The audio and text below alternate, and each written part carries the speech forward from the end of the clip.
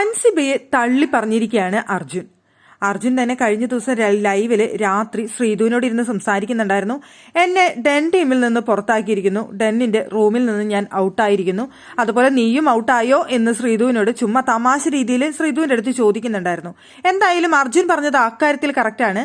അവരുടെ റൂമിൽ നിന്ന് അർജുൻ അപ്പാടെ പുറത്താക്കപ്പെട്ടു.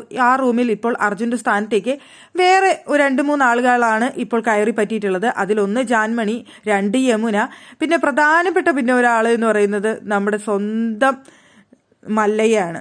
അപ്പൊ അവര് 3 പേരാണ് ഇപ്പോൾ ആ റൂമിലോട്ട് കയറി പറ്റിയിട്ടുള്ളത്. അവിടെ നിന്നും ഇപ്പോൾ അർജുൻ ഔട്ടാണ്.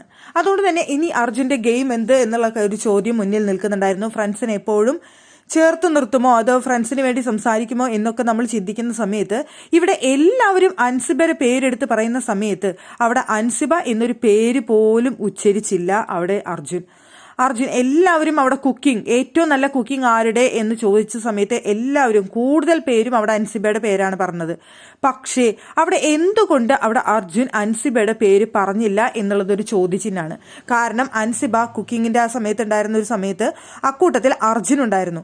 ആ സമയത്ത് അർജുൻ അൻസിബയുടെ അടുത്ത് മുമ്പ് ലൈവ് കണ്ടവർക്കറിയാം, ആ ആഴ്ചയിൽ പറയുന്നുണ്ട് അർജുൻ, നമ്മൾ ഭക്ഷണം കൊടുക്കുന്ന സമയത്ത് എത്ര സന്തോഷത്തോടു കൂടിയാണ് നമ്മൾ കൊടുത്തിട്ടുള്ളത് എന്നൊരു വാക്ക് അർജുൻ പറഞ്ഞിട്ടുണ്ട്. വളരെ ഹാപ്പി ആയിട്ട് നമുക്ക് ഫുഡൊക്കെ കൊടുക്കാൻ പറ്റിയിട്ടുണ്ട്, എല്ലാവരെക്കാൾ നന്നായിട്ട് എന്ന് പറയുന്ന ഒരു അർജുനെ കണ്ടിട്ടുണ്ട് നമ്മൾ.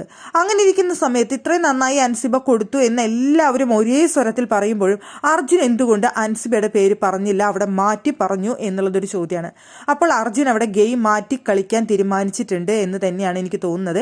എന്തായാലും അത് അൻസിബയ്ക്കും കൊണ്ടിട്ടുണ്ടായിരിക്കണം. അൻസിബയുടെ മുഖം പെട്ടെന്ന് പോകുന്നുണ്ടായിരുന്നു. എല്ലാവരും ഒരുപോലെ അൻസിബയാണ് നല്ല കുക്കിംഗ് എന്ന് പറയുന്ന സമയത്ത് അവിടെ അപ്സര കുക്ക് ചെയ്താൽ മാത്രം പോരാ, നന്നായി കുക്ക് ചെയ്ത് ഭക്ഷണം തന്നാൽ മാത്രം പോരാ, നമ്മളെ എടുത്ത് സ്നേഹത്തോടെ പുഞ്ചിരിച്ചുകൊണ്ട് ഭക്ഷണം തരുന്നതാണ് എനിക്ക് കൂടുതൽ ഇഷ്ടം.